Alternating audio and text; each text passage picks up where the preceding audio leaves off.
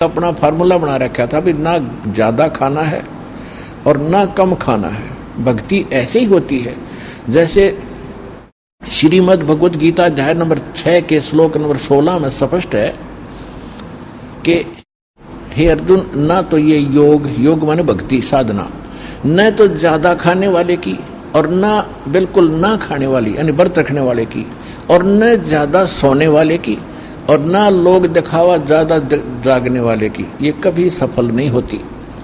और सूक्ष्म वेद में कहा कि प्रथम अंजल संयम राखे और योग युगत सब सतगुरु भाखे। पहले खाने में संयम बरते, इतना भी ना खा ले दड़ी पक्का फिर रूटे गड़ाई नींद आवे, फिर कैसे भक्ति करेगा। और ऐसी बिल्कुल भी ना खा कमर टेढ़ी हो जा, बिना खाए आंत मुस जाए, ये कैसे भक्ति बनेगी। और ना ज्यादा जागने से भी भक्ति नहीं बनेगी, ना ज्यादा सोने से बनेगी। यानी सिंपल वे से कहते हैं प्रथम अंजल संयम राखे और योग युगत सब सतगुरु भाखे।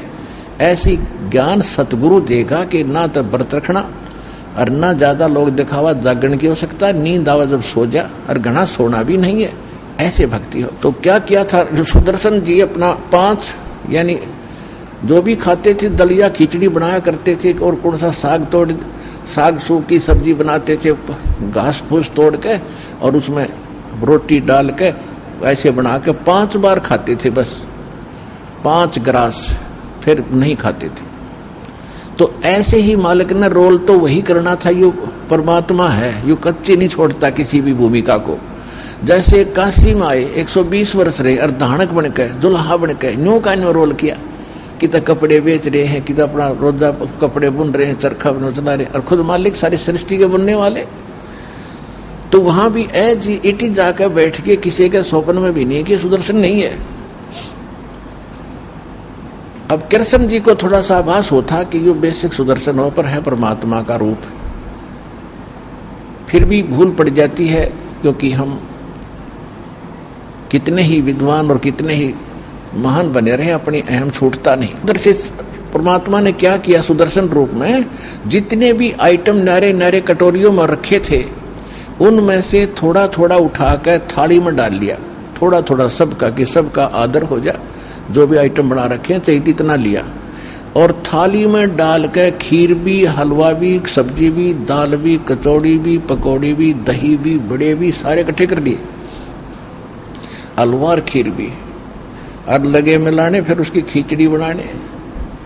अब द्रौपदी ने देखा, सोचा कि इसने खान का भी ना पता, यो काहे के शंख बजावेगा, सूदर रहा, सूदर का मन में सोच रही है वह। मैंने तो 1 घंटे तक आंखें फुड़वाई धुम्मे में चूल्हे पे, और नहरे नहरे आइटम बनाए, इसने सारा ही गुड़ गोबर कर दिया, काहे का शंख बजाएगा। और यह कुदरती बात होती है, बहन कोई अतिथि आ जाता है तो इतना बढ़िया भोजन बनाती है, ये सोच करके कहीं ये खाने वाला मेरे बनाए हुए भोजन को बाहर जा करके बिसरावे नहीं, यूं ना कह दे कि किसी बहन थी फूहड़ सी, ना सब्जी नमक ठीक था ना कुछ और ठीक था। अपनी जितनी सूझबूझ से वो अन्य दिनों से अधिक अच्छा भोजन तैयार करती है, बिल्कुल लो ला के बनाती है। तो उसने उस दृष्टिकोण से तो वो वैसे बनाया था, और वो न्यो सोचा थी वो घास फूस खानिया आदमी, और आज ये खाओगा कभी खीर कभी हलवे, उंगली चाटता रह जाएगा, और मेरी 100 जगह गुण गाओगा कि द्रौपदी जैसा आहार भोजन मैंने कहीं नहीं खाया भाई। वो आशा ये लगाई बैठी थी, वो उसने सारी आशाओं पर पानी फिर गया जब महापुरुष ने इकट्ठा कर लिया। अब मालिक ने क्या किया कि 1 ग्रास खाया, और वो शंख ने आवाज लगाई, फिर बंद हो गया। फिर दूसरा ग्रास खाया, फिर बोल लिया।